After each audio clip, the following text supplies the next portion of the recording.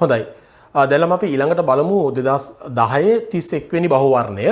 බලන්න මේ බහුවර්ණය මෙන්න මෙහෙම කියනවා. අපිට දීලා තියෙනවා පහත දැක්වෙන අයනයේ නයිට්‍රජන් හා සල්ෆර් පරමාණු වල ඔක්සිකරණාංක පිළිවෙලින් කියලා දීලා තියෙනවා. අපිට මුලින්ම මේ අයනය දීලා තියෙනවා. පොඩ්ඩක් අපි ඒක ඇඳලා බලමු. මෙන්න මේකයි අයනය. NH2 තියෙනවා. ඊළඟට ඒක බැඳිලා තියෙනවා සල්ෆර් වලට ඩබල් බොන්ඩ් O තියෙනවා. ඊළඟට O එකක් තියෙනවා O- විදිහට. එතකොට මෙන්න මේ ආකාරයේ ව්‍යුහයක් තමයි තියෙන්නේ. ඒතර ඕගලන්ට පේන්නට ඕනේ ළමයි අපි දන්නවා නයිට්‍රජන් සහ සල්ෆර් ගත්තොත් එහෙම නයිට්‍රජන් වල විද්‍යුත් ඍණතාවය සල්ෆර් වලට වඩා වැඩි. නයිට්‍රජන් විද්‍යුත් ඍණතාවය අපි දන්නවා 3ක් පමණ වෙනවා සාමාන්‍යයෙන්. නයිට්‍රජන් විද්‍යුත් ඍණතාවය සල්ෆර්ගේ වෙන්නේ සාමාන්‍යයෙන් 2.5ක් විතර. O වල විද්‍යුත් ඍණතාවය වෙන සාමාන්‍යයෙන් 3.5ක් විතර නෙවෙන්නේ. ඒතර මෙතන ළමයි N ඩෙල්ටා ඍණ S ඩෙල්ටා ධන. අපි දන්නවා හයිඩ්‍රජන් විද්‍යුත් ඍණතාවය 2.1ක් විතර වෙනවා. ඒ නිසා මෙතනදී N ඩෙල්ටා ඍණ H ඩෙල්ටා ධන. ආයි මෙතනත් නේ N ඩෙල්ටා ඍණ H ඩෙල්ටා ධන විදිහට තමයි පවතින්නේ. එතකොට බලන්න මෙතන ළමයි අපි නයිට්‍රජන්ගේ විද්‍යුත් ඍණතාවය ඔක්සිකරණාංකය ගත්තොත් එහෙම ඔයගලන්ට පේනට ඕනේ නයිට්‍රජන්ට මේ හයිඩ්‍රජන්ගෙන් ඉලෙක්ට්‍රෝනයක් මේ හයිඩ්‍රජන් ඉලෙක්ට්‍රෝනයක් මේ සල්ෆර්ගෙන් ඉලෙක්ට්‍රෝනයක් භාගිකව ලැබෙනවා. අපි දන්නවනේ ඔක්සිකරණාංකය කියන්නේ කිසියම් නේ පරමාණුවකට හෝ නේ කිසියම් ප්‍රභේදයකට පූර්ණ වශයෙන් හෝ අර්ධ වශයෙන් හෝ ලබා දෙන හෝ ලබා ගන්නා ඉලෙක්ට්‍රෝන සංඛ්‍යාවනේ. හරි පූර්ණ වශයෙන් හෝ අර්ධ වශයෙන් හෝ ලබා දෙන ඉලෙක්ට්‍රෝන සංඛ්‍යාවනේ. ඒතර දැන් මෙතනදී ඇත්තටම විද්‍යුත් ඍණතාවයේදී නයිට්‍රජන් වෙතට ඉලෙක්ට්‍රෝන 3ක් භාගිකව ලැබීමක් සිද්ධ වෙනවා. ඒ නිසා නයිට්‍රජන් වල විද්‍යුත් ඍණතාවය ඍණ 3ක් වෙන්නට ඕනේ.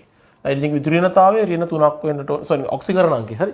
ඔක්සිකරණාංකය නයිට්‍රජන් වල ඍණ 3ක් වෙන්නට ඕනේ. පැහැදිලි කියලා මම හිතනවා.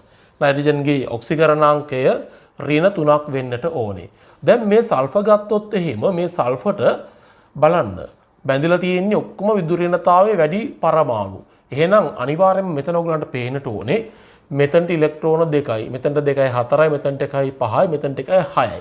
ඔක්කොම ඉලෙක්ට්‍රෝන 6ක් භාගිකව මොකක් කරලා තියෙනවද? භාගික වශයෙන් පිටකිරීමක් සිද්ධ කරලා තියෙනවා. ඒ නිසා මේ සල්ෆර්ගේ ඔක්සිකරණ අංකය ළමයි ධන 6ක් වෙන්නට ඕනේ. එහෙනම් අපිට මේකදී පිළිතුර ලැබෙන්නේ ඍණ 3 සහ ධන 6 කියන අංක දෙක පිළිතුර තමයි මේකට එන්නේ. අපි ඊළඟට යමු ළමයි 32 වෙනි එකට. 32 අපිට කියනවා NO2Fe නිවැරදි ව්‍යුහ සූත්‍රයේ වනුයේ කියලා. හරි NO2F වල. ඒතර බලන්න ළමයි NO2F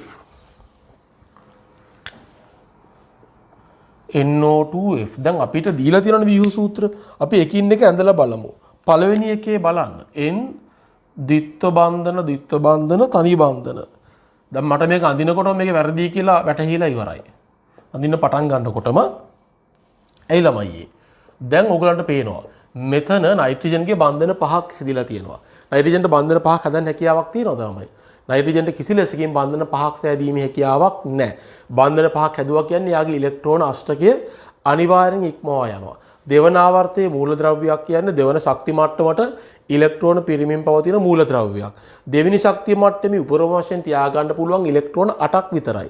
එහෙනම් ළමයි නයිට්‍රජන්ගේ ඉලෙක්ට්‍රෝන අෂ්ටකයේ පණින්න හැකියාවක් කොටින්ම නැහැ. ඒ නිසා මේ පළවෙනි ව්‍යුහය අනිවාර්යයෙන්ම වැරදි ව්‍යුහයක් කියන එක අපිට තහවුරු වෙනවා. ඒක වැරදි ළමයි. ඊළඟ ව්‍යුහය ගත්තොත් එහෙම දෙවෙනි එක ගත්තොත් එහෙම දෙවෙනි එක අපිට දීලා තියෙනවා මෙන්න මේ ආකාරයට මේ පළවෙනි ව්‍යුහය. දෙවෙනි එකේ අපිට දීලා තියෙන ළමයි N O O F දීලා තියෙනවා. එතකොට බලන්න මෙතනට මයිනස් එකක් මෙතනට මයිනස් එකක් දීලා තියෙනවා. F ට ආරෝපණයක් නැහැ. නයිට්‍රජන්ට 2+ එකක් ලැබිලා තියෙනවා. මේක ළමයි බැලු බැලමුටම පේනවා මොකක්ද? මේකේ නයිට්‍රජන්ගේ ඉලෙක්ට්‍රෝන අෂ්ටකය සම්පූර්ණ වෙලත් නැහැ. ඒ විතරක් නෙමෙයි නයිට්‍රජන්ට ධන දෙකක ආරෝපණයකුත් ලැබිලා. සාපේක්ෂව ටිකක් ඉහළ විද්‍යුත් ඍණතාවයක් තියෙන නයිට්‍රජන් වගේ පරමාණුවකට ධන දෙකක ආරෝපණයක් ලැබෙනවා කියන එකත් සාමාන්‍යයෙන් නේද? මේ අස්වාභාවික අවස්ථාවක් විදිහට තමයි අපි සලකන්නේ. ඉතින් ඒ නිසා මේකත් වැරදිලා බෑන. එකක් මෙයාගේ අෂ්ටකය සම්පූර්ණ කරගන්න හැකියාව තියෙනකොට නේද? මේ ආකාරයට ව්‍යුහයක් පවතිනවා නම් ඒක පිළිගන්න බෑ. ඒ නිසා මේ ව්‍යුහයත් වැරදි. අපි යමුනේ තුන්වෙනි ව්‍යුහයට. තුන්වෙනි ව්‍යුහය අපිට දීලා තියෙන්නේ මෙන්න මේ විදිහට n ද්විත්ව බන්ධන O එකක් දීලා තියෙනවා. තනි බන්ධන O එකක් දීලා තියෙනවා. F එකක් දීලා තියෙනවා. මෙතන O වලට මයිනස් එකක් තියෙනවා. මෙන්න මේ ආකාරයේ ව්‍යුහයක්. මේ n ට ප්ලස් එකක් අපිට දීලා තියෙනවා නේ. එතකොට නේ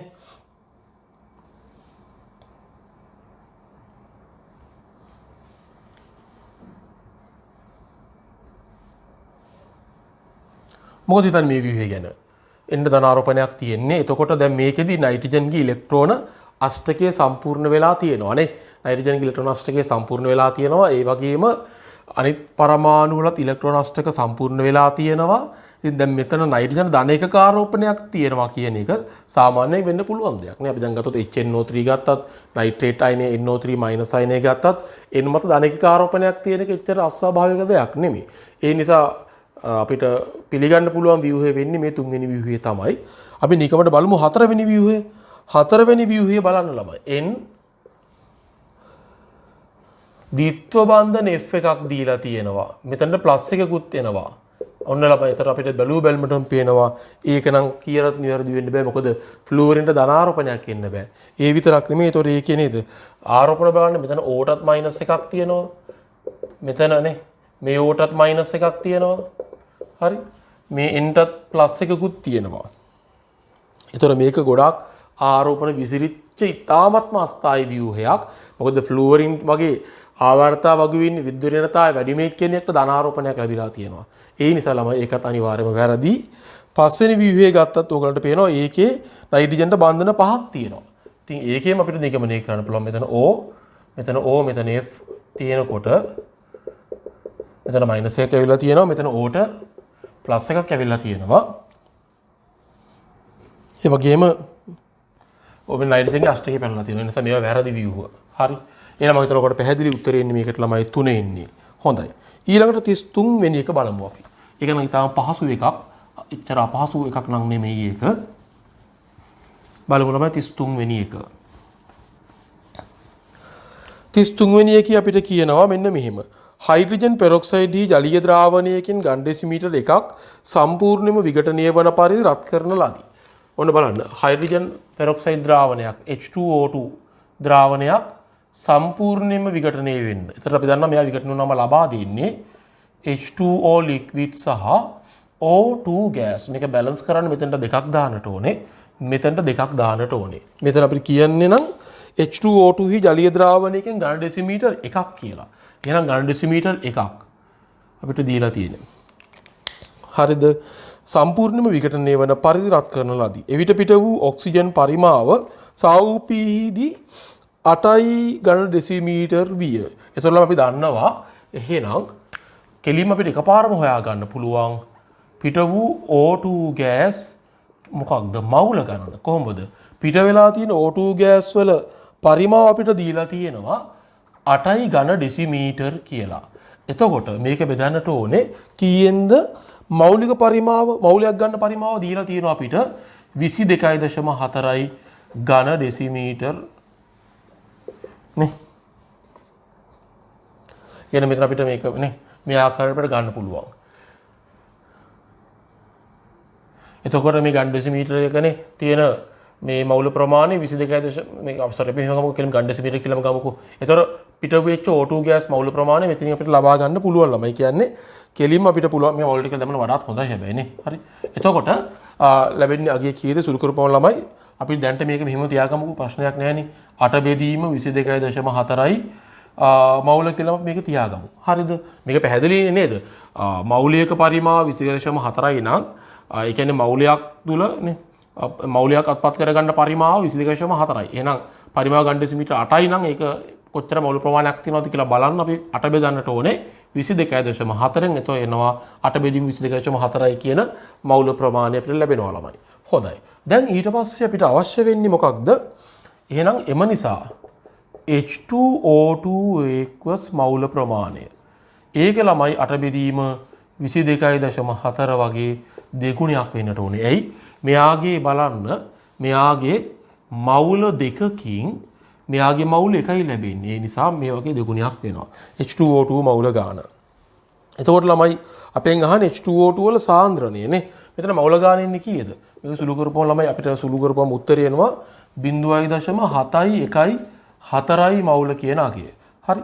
එහෙනම් එම නිසා H2O2 equals සාන්ද්‍රණය සමාන වෙන්නේ 0.714 ඝන ඩෙසිමීටරයට මවුල. ඉතාම පහසු ඒවා. ඔයාලට අවශ්‍ය තියෙනවා නම් මේකේ වීඩියෝ එක පෝස්ට් කරලා ලියා ගන්න පුළුවන්. හරි. අපි යමු ළමයි. එතකොට මේකේ උත්තරේ එන්නේ මොකක්ද? මේ උත්තරේ තියෙන්නේ 0.71 කියලා දීලා තියෙන උත්තරයක් තමයි මේකේ ළඟටම තියෙන උත්තරේ. එහෙනම් 33ට එන්නට ඕනේ 4 නේ. 33ට උත්තරේ එන්නට ඕනේ 4. හරි. දැන් බලමු ළමයි 34 වෙනි එක. 34 වෙනි එක අපිට දීලා තියෙන්නේ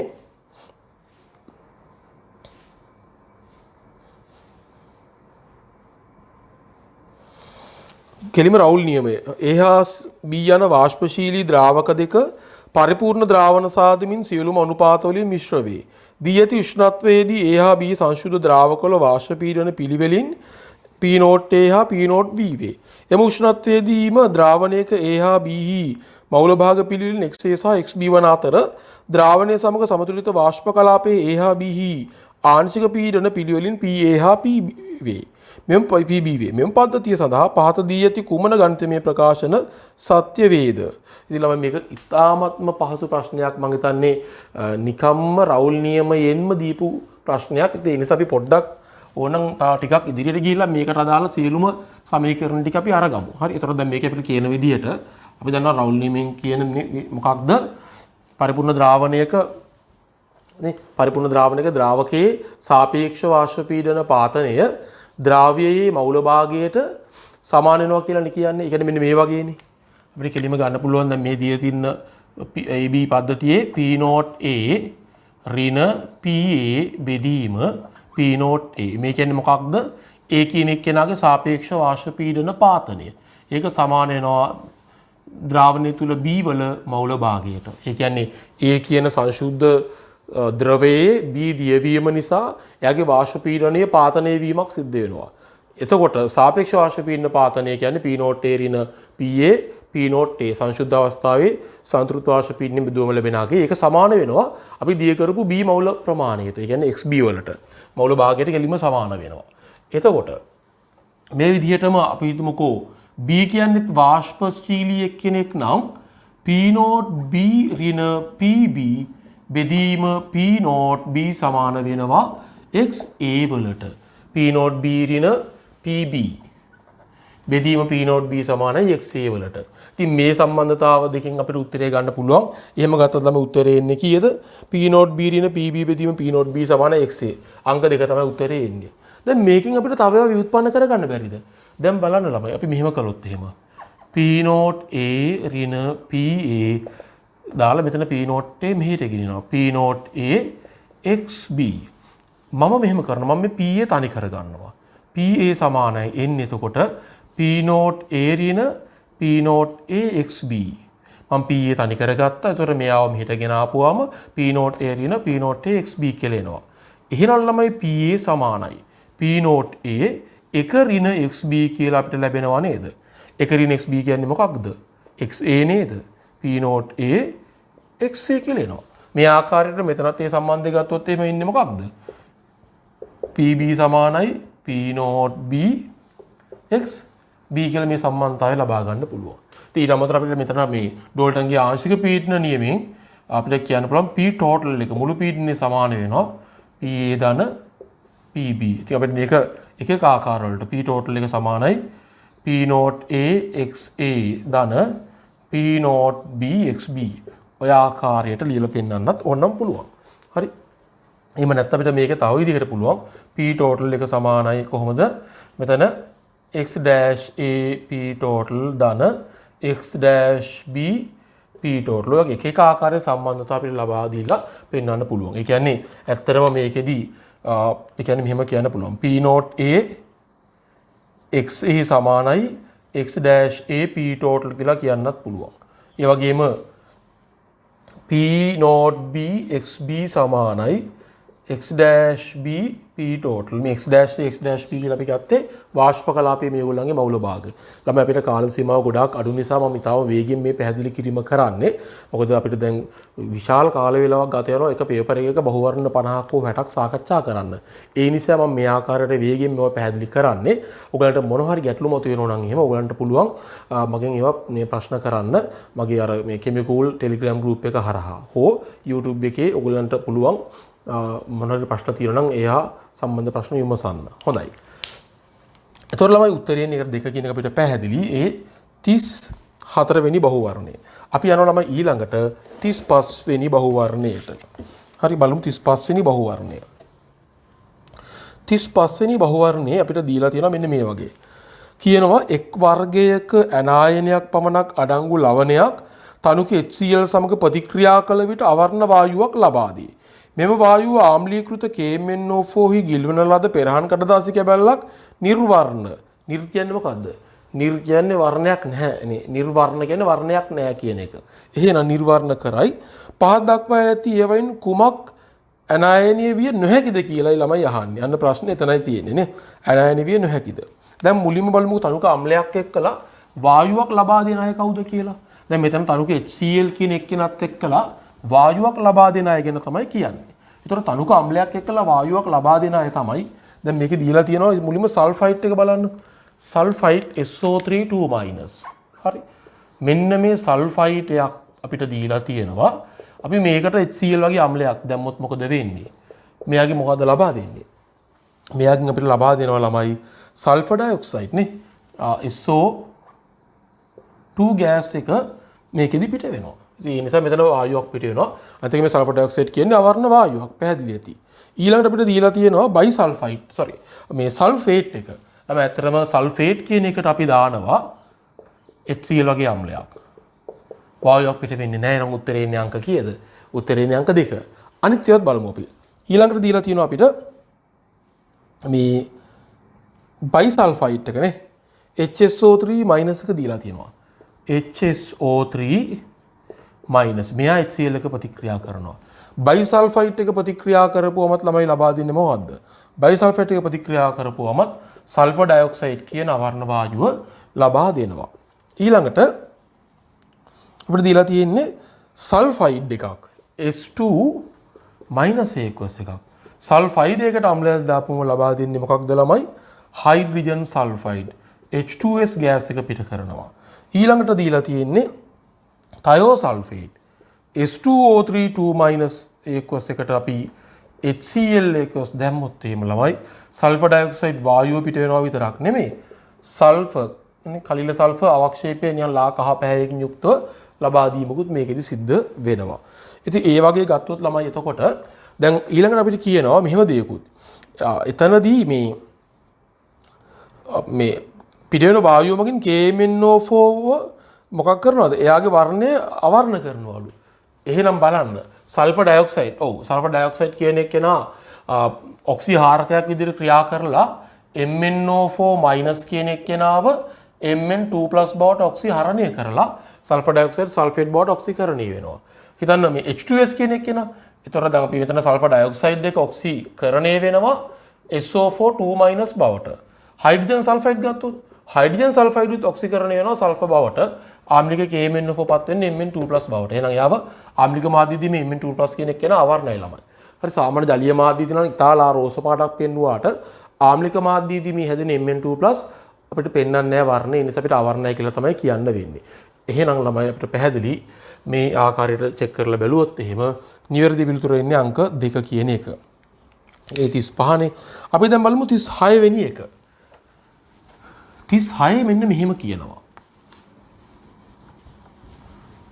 මම මේ බෝඩ් එක මකනවා ඔයගොල්ලන්ට පුළුවන් මේවල අවශ්‍ය දේවල් වීඩියෝ එක පෝස්ට් කරලා ලියා ගන්න. හරි.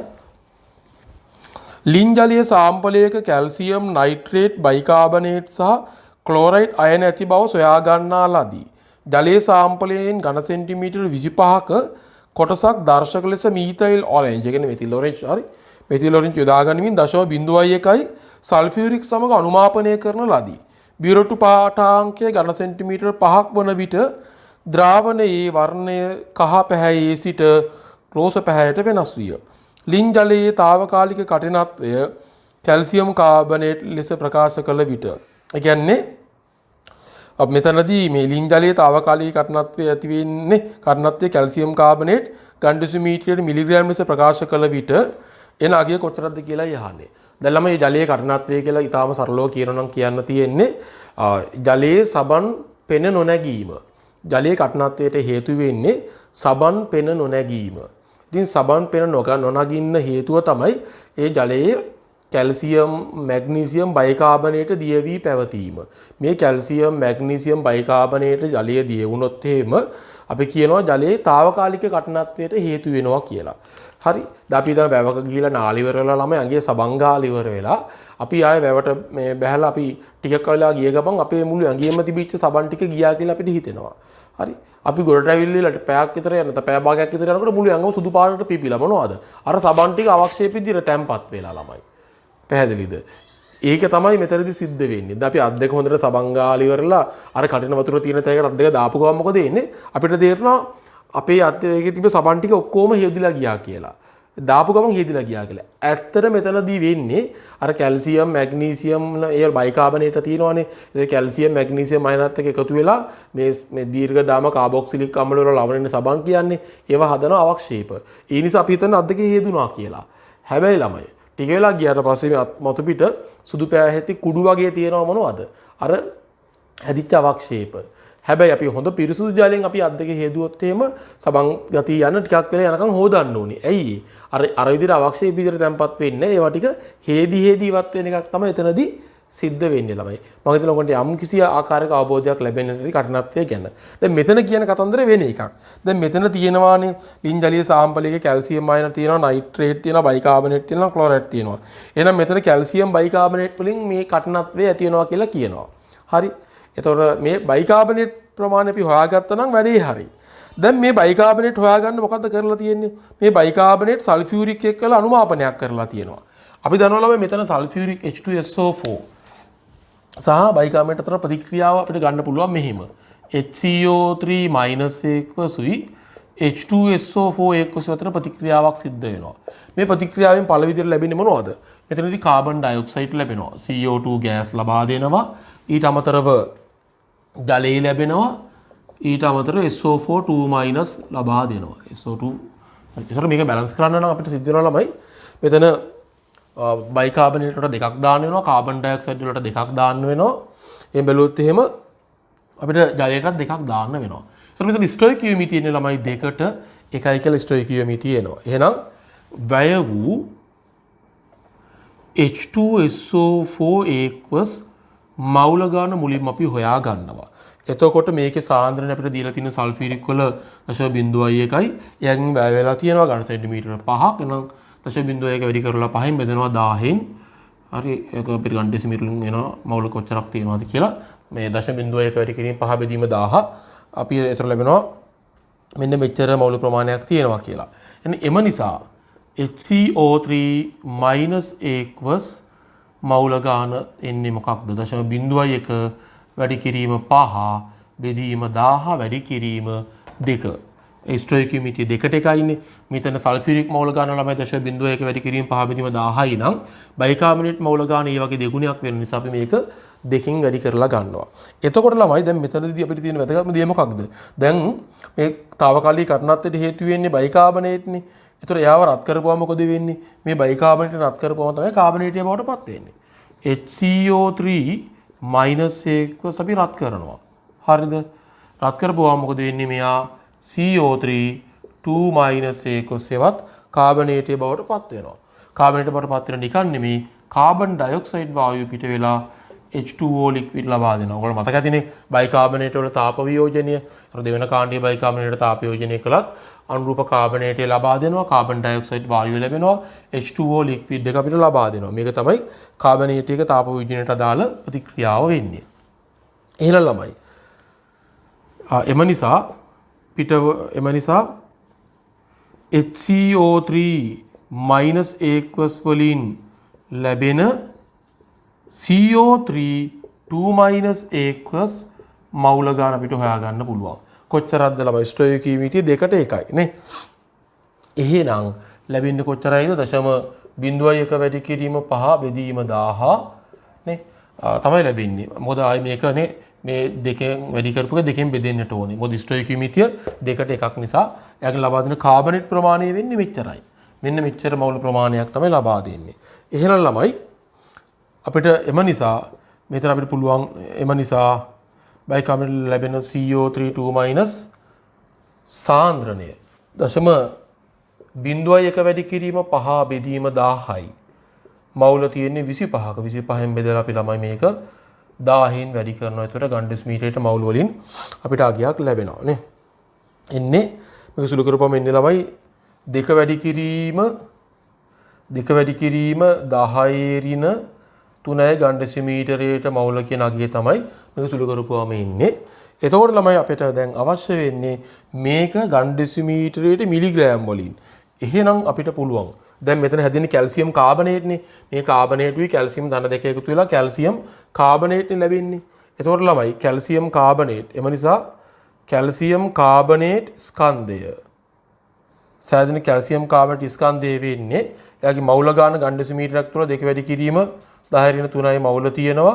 එයාගේ මෞලික ස්කන්ධය CI GMOL ඍණ 1යි. ඒක වැඩි කරන්නට ඕනේ ළමයි අපි ගන්න ඕනේ ග්‍රෑම් වලින් නෙමෙයි මිලිග්‍රෑම් වලින්නේ. මිලිග්‍රෑම් වලින් ගන්නකොට මේක 1000න් ආයේ වැඩි වෙනවා. එතකොට එනවා මිලිග්‍රෑම් වලින් කොච්චරක් කියලා එනවද මේ සුළු නාම 200යි කියලා.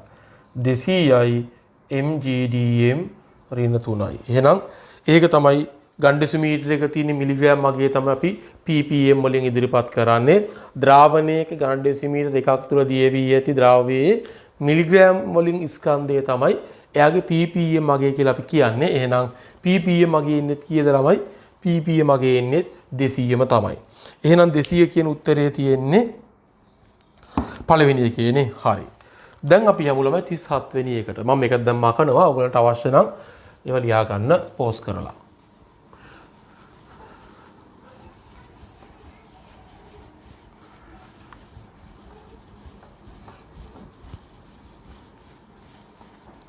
හොඳයි ළමයි. අපි ඊළඟට බලමු එහෙනම් 37 වෙනි එක. දැන් මෙතන අපිට දීලා තියෙනවා ළමයි CH3 CO CH2 CH2 COO CH2 CH3 වැඩිපුර CH3 CH2 MgBr වියලි ඊතර ආම්ලික ජල විච්ඡේදනය කියලා දීලා තියෙනවා. දැන් ළමයි මේ 2010 පරණ සිලබස් එකේ නොතිබිච්ච දෙයක් 2012න් පස්සේ ආපු අලුත් සිලබස් එකේ තිබුණා. ඒක ඔයගලන්ටත් අදටත් ඒක තියෙනවා. ඒ කියන්නේ මේ වැඩිපුර ග්‍රීන් ආට් දාපුවාම මෙන්න මේ ප්‍රතික්‍රියාව එස්ටරත් එක්කලා තියෙන මේ ප්‍රතික්‍රියාව මේ 2010 සිලබස් එකේ තිබුණේ නැහැ. ඉතින් ඒ නිසා ඔය අවුරුද්දේ ඔකට උත්තර දෙකකට ලකුණු හම්බුණා. නමුත් දැන් ඕගොල්ලෝ දන්නවා මේ එස්ටරේ නැවත නැවත ප්‍රතික්‍රියා කරනවා. මුලින්ම මේ එස්ටරෙන් කීටෝනයක් හැදෙනවා. ඊට පස්සේ කීටෝනිය තවදුරටත් මේ ක්‍රියා කරලා ග්‍රීන් ආට් එක කළා අවසානයේදී තෘතීක ඇල්කොහොලයක් දක්වා මේ ප්‍රතිඵලය ඉදිරියට දිව යනවා. නේ අවසානයේ ලැබෙන්නේ තෘතීක ඇල්කොහොලයක්. හරි. ඒතර මේකෙදී බලන්න මේ අපිට දීලා තියෙන සංයෝගය බලන්නකෝනේ. මේක එස්ටරයක් අපිට පැහැදිලි වෙන්නට ඕනේ. හරිද? මේක දීලා තියෙන්නේ එස්ටරි නේ එස්ටරයක් ඇත්තටම. මම මේක පොදුවේ ගන්නකො මෙහෙම. දැන් මෙතන දීලා තියෙන එස්ටරි අපි ගමුකෝ මෙහෙම R C double bond O O R 1 කියලා හිතන්නකෝ. අපි මේකට දානවා කියලා හිතන්නකෝ R2 MgX වගේ කෙනෙක් මේ ග්‍රීන් ආට් ප්‍රතිකාරකයක් නේ. R2 MgX කියලා අපි දාමු. මෙතන මොකක් හරි මෙතන හැලජනයක් නේ තියෙන්නේ. ඒතර මුලින්ම ලැබෙන්නේ මොකද්ද? RCOMgX ලැබෙනවා. මෙතන R1 හිම තියෙදි මෙතනට R2 එකක් සම්බන්ධ වෙනවා. ඕකනේ මුලින්ම සිද්ධ වෙන්නේ නේ. ඊට පස්සේ ළමයි මොකද වෙන්නේ? මෙතනදී වැඩිපුර ග්‍රීන් ආට් එක තිබුණොත් එහෙම මොකක් වෙනවද? මෙතන OR1 තිබ්බි හරි. මෙතන OR1 නේ. මෙතන වැඩිපුර ග්‍රීන් ආට් ප්‍රතිකාරක තිබුණොත් මොකද වෙන්නේ? මේක මෙතනින් නතර වෙන්නෙත් නැහැ. මේක තවදුරටත් ඉදිරියට ගිහින් ඉවර වෙලා RC මෙතන මේක ඩබල් බොන්ඩ් O වෙලා මෙතන මොකක් වෙනවද?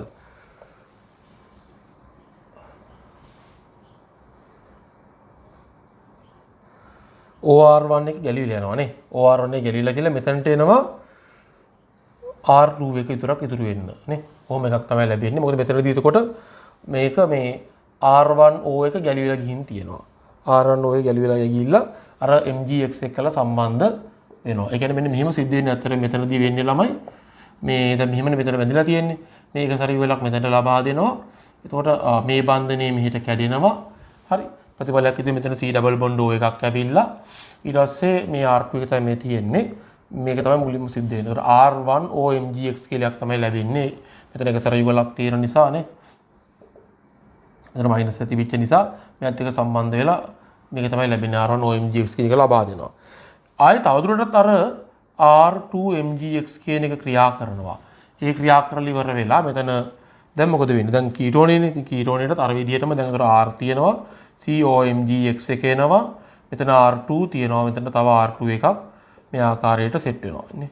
ඊට පස්සේ අපි මේක ආම්ලික ජල විච්ඡේදනය කරපුවම H2O H+ කරපුවාම R COH R2 R2 ඔක තමයි ලබා දෙන්නේ. හොඳයි. එහෙනම් දැන් ළමයි අපි මේක පදනම් කරගෙන ඉවර වෙලා මේ අපි ඇදලා බැලුවොත් එහෙම හරි මම මේක දැන් ඔය මම පොදු උදාහරණයක් ගත්තේ.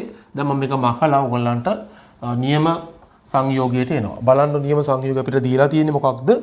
අපිට දීලා තියෙන්නේ CH3 C double bond O CH3 C double bond O CH2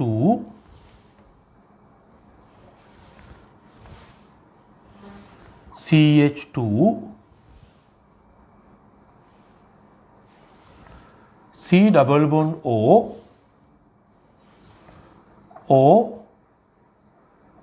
CH2 CH3 නේ. ඕක තමයි අපිට දීලා තියෙන්නේ. එතකොට මුලින්ම මොකද වෙන්නේ? අපි මේකට මුලින්ම ඒගොල්ලෝ දාලා තියෙන්නේ CH3 CH2 MgBr CH3 CH2 MgBr දානවා. එතකොට මොකද වෙන්නේ ළමයි? මේ ටික එහෙමම තියෙන වෙනසක් වෙන්නේ නැහැ නේ. මේ ටික වෙනසක් වෙන්නේ නැහැ. මේ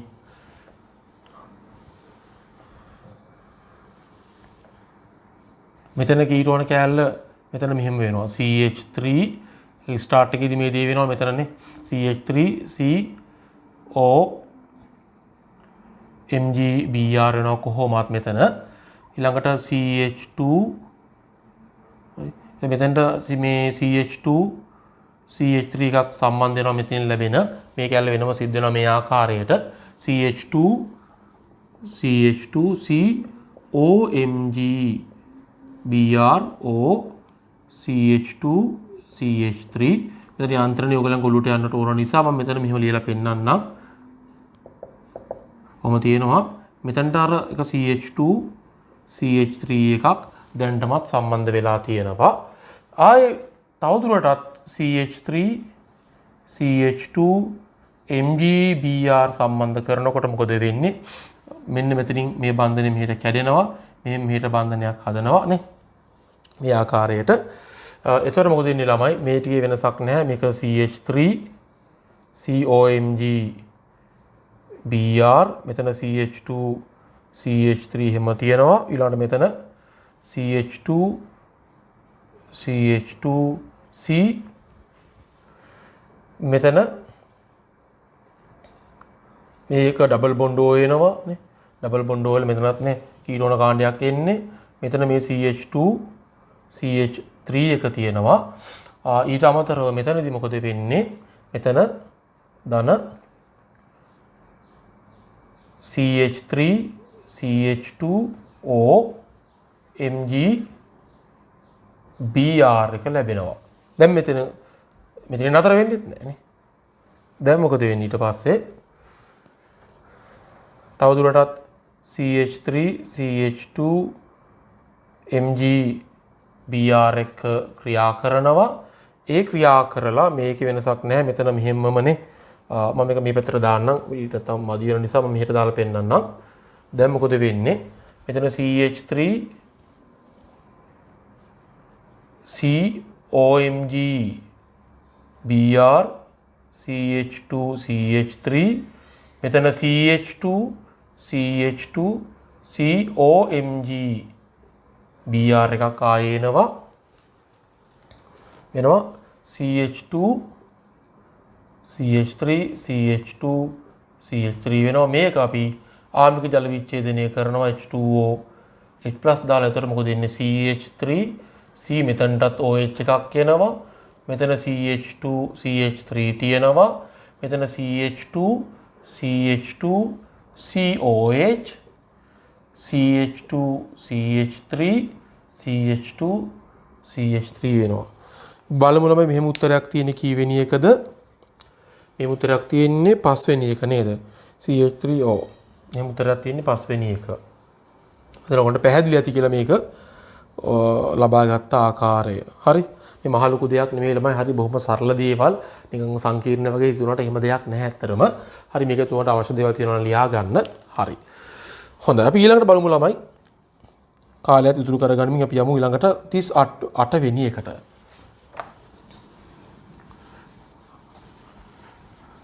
මේකත් ඔයාලට අවශ්‍යය වීඩියෝ එක පෝස්ට් කරලා ඒ අවශ්‍ය කොටස් ලියා ගන්න.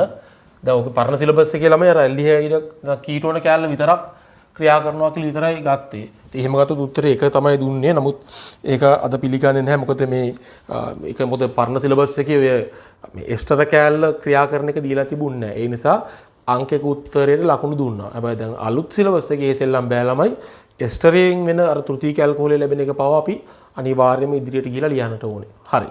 එතකොට දැන් බලමු ළමයි 38 වෙනි එක. පහළ දැක්වෙන ප්‍රතික්‍රියා අනුක්‍රමය සලකන්න. CONH2 CO2H තියෙනවා. ඒකට ලිතියම් ඇලුමිනියම් හයිඩ්‍රේට් H+H2O දානවා. හරි. මොකද්ද වෙන්නේ? ඔන්න බෙන්සීන් ඉන්නවා. හරි. බෙන්සීන් ඉන්නවා මේ ආකාරයට. ඒකට දානවා මෙතන C ඩබල් බොන්ඩෝ NH2 කාණ්ඩයක් තියෙනවා. ආයේ මෙතන C ඩබල් බොන්ඩ් OH එකක් තියෙනවා. මේකට දානවා මුලින්ම ලිතියම් ඇලුමිනියම් හයිඩ්‍රයිඩ් නේ. ලිතියම් ඇලුමිනියම් හයිඩ්‍රයිඩ් දානවා දෙවනුව ආම්ලික ජල විච්ඡේදනයක් කරනවා. අපි දන්නවා මොකද වෙන්නේ ලිතියම් ඇලුමිනියම් හයිඩ්‍රයිඩ් කියන්නේ ප්‍රබල ඔක්සිහාරකයක්. එයාට පුළුවන් මෙයා ඔක්සිහරණය කරන්න CH2 NH2 බවට. C ඩබල් බොන්ඩ් OH කියන එක නවත එයාට පුළුවන් CH2 OH දක්වා ඔක්සිහරණය කරන්න නේ. දැන් සෝඩියම් බෝරෝහයිඩ්‍රේට් NaBH4 වගේ කෙනෙක්ට මේ දේ කරන්න බෑ. නමුත් මෙයාට ඒ හැකියාව තියෙනවා ළමයි නේ. අන්න ඒ නිසා දැන් මොකද වෙන්නේ මෙතනදී? අන්න P කියන ඵලය ලැබෙනවා. මේක තමයි P කියන ඵලය. ඊට පස්සේ මේකට දානවා මේ ඇල්ඩිහයිඩයක් දාන්නේ. ඇල්ඩිහයිඩයක් දාන්නේ. එතකොට මේ කියන්නේ මේ වගේ නේ. C double bond OH. right. දැන් මොකද වෙන්නේ? ඇල්ඩිහයිඩේ මෙතන ඇමීන කාණ්ඩයක් තියෙනවනේ. අන්න ළමයි මොකද්ද වෙන්නේ? මේ ඇමීනේ අපිට මෙන්න මේ H2 එකයි මෙයාගේ O එකයි ජල අණුවක් විදිහට කැළවිලා ගිහිල්ලා හැදෙනවා මොකද්ද? ඉමීනයක්. එතකොට මොකද්ද ළමයි ලැබෙන්නේ? මෙතන බෙන්සීන් තියෙනවා. මේ ඔයගොල්ලෝ දන්න තීරි කොටස් වලින්ම දීලා තියෙන ළමයි. හරි. CH2 මෙතන N ඩබල් බොන්ඩ් CH මෙතන බෙන්සීන් එකක් තියෙනවා. මෙන්න මේක තමයි නේ ළමයි ලැබෙන්නේ. මේකට අපි කියන්නේ ඉමීනයක් කියලා නේ. මේ ආකාරයට. එතකොට එහෙම ලැබෙන්නේ මොකක්ද? පළවෙනි එක CH2NH2 තියෙන්නට ඕනේ. CH2OH තියෙන්නට ඕනේ.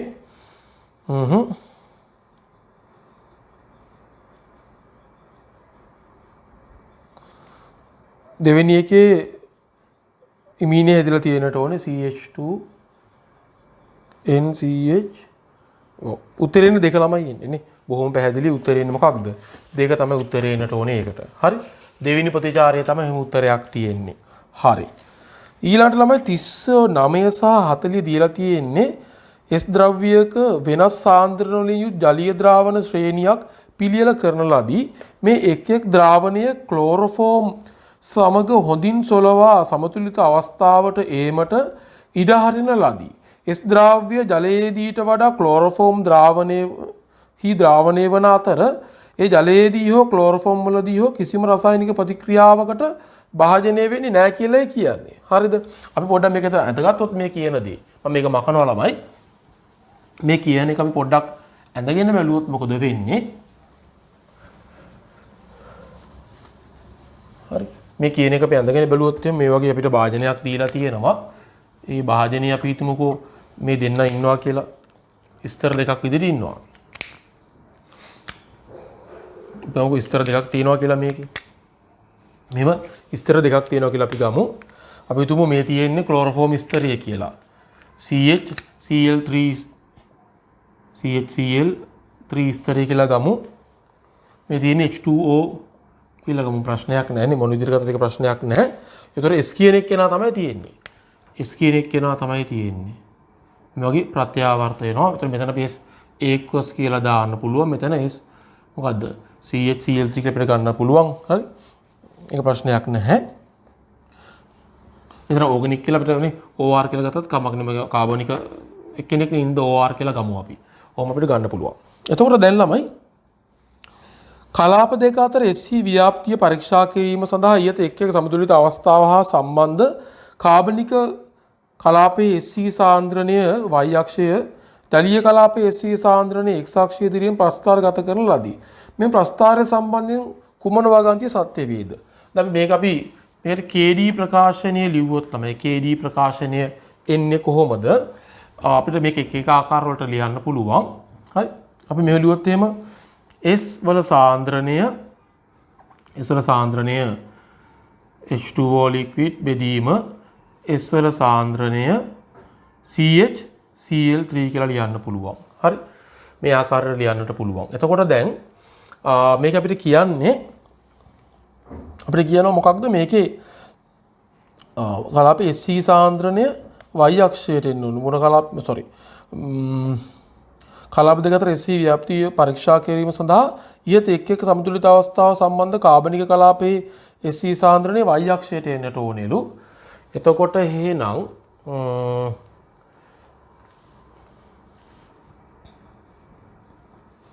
අපි මෙහෙම ගත්තා නම් ලේසියි.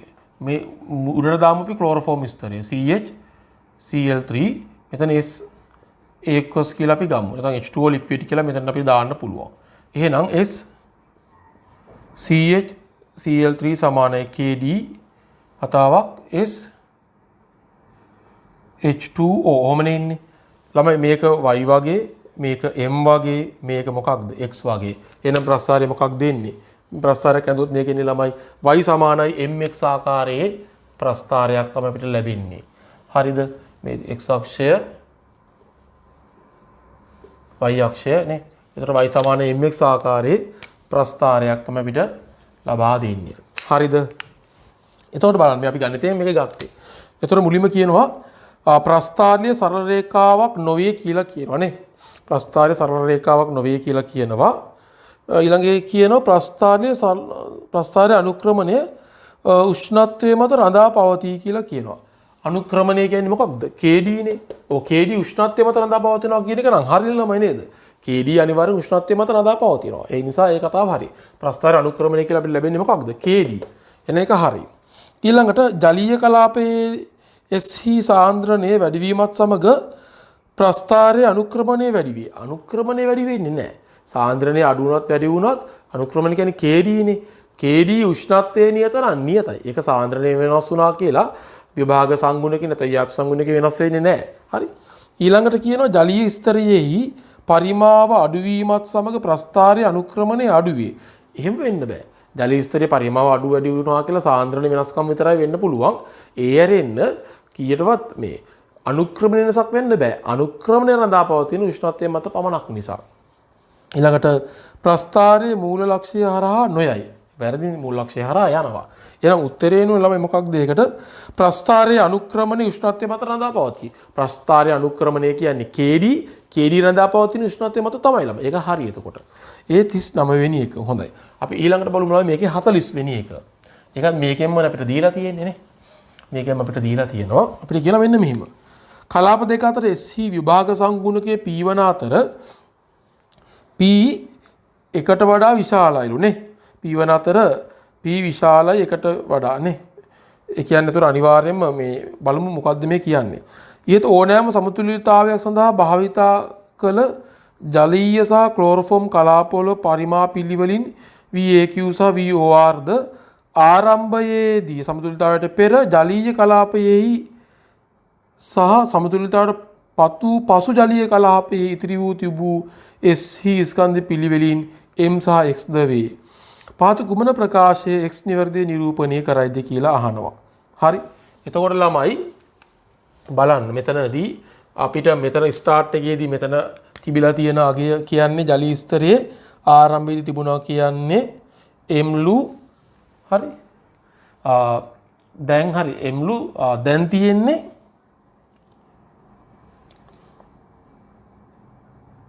පසු ජලීයස්නේ පෙර ජලීය කලාපයේ හිස සමුද්‍රයට පත් වූ පසු ජලීය කලාපයේ ඉතිරිව තිබූ එසී ස්කන්ධ පිළිලින්. හරි.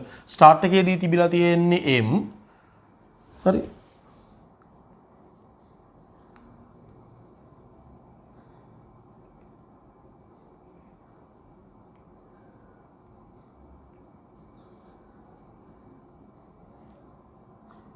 ආරම්භයේදී ජලීය කලාපයෙහි සහ සමුද්‍රයට පත් වූ ජලීය කලාපයේ ඉතිරිව තිබූ. හරි. එතකොට ළමයි මොකද වෙන්නට ඕනේ? හරි. අනිවාර්යයෙන්ම එතකොට මේකෙදී අපි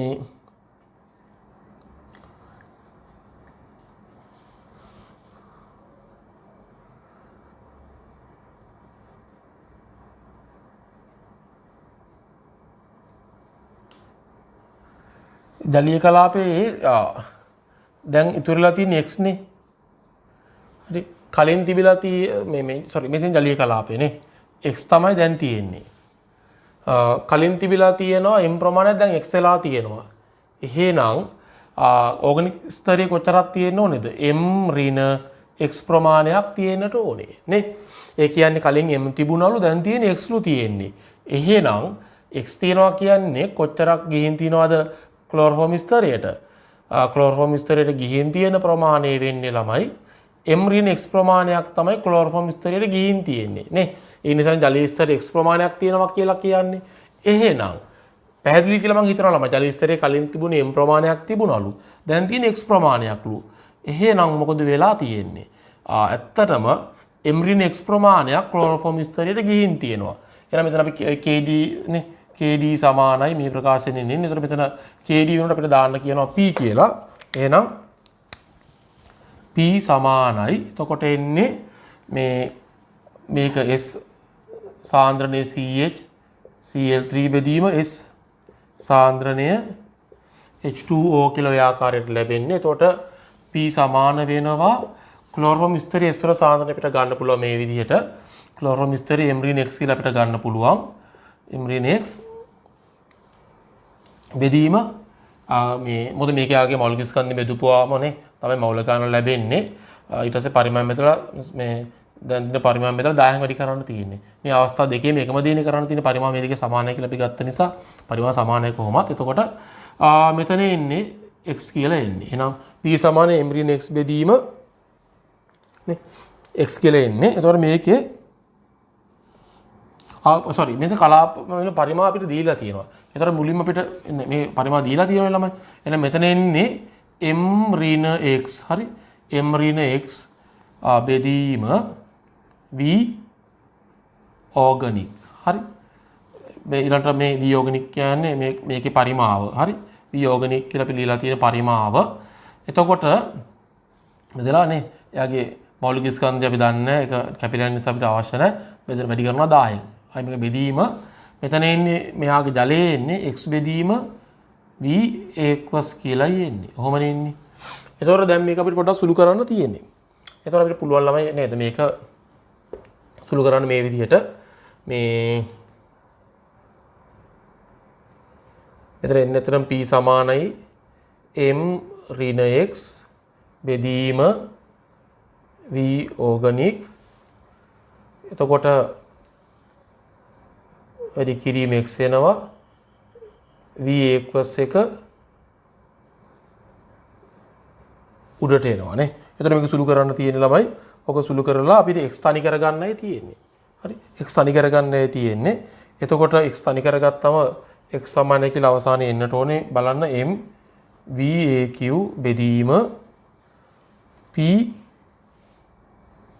V ඕගනික් ධන V කියලා අවසානයේ එන්නට ඕනේ. සුළු කරලා බලන්න. හරි.